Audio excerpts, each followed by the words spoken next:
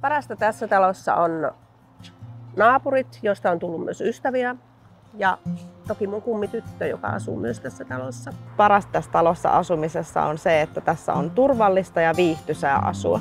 Yhteisöllisyys merkitsee mulle sitä, että tehdään yhdessä asioita, niin kuin nyt tänään nämä talkoot. Ja se on myös semmoista, että pystyy pyytämään apua ja uskaltaa pyytää apua, jos tarvii. Niin. Yhteisöllisyys merkitsee mulle sitä, että viihdytään yhdessä, tehdään yhdessä ja autetaan toinen toista.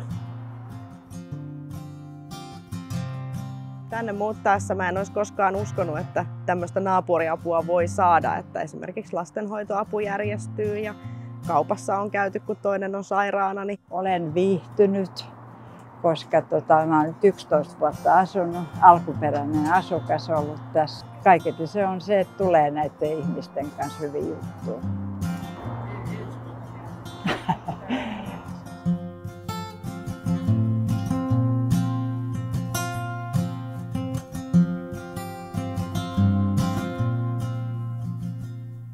Meillä on siis 5 vuotta pyörinyt tämmöinen ruokajalko, missä on enimmäkseen Setlementin asukkaita pyörittämässä tätä.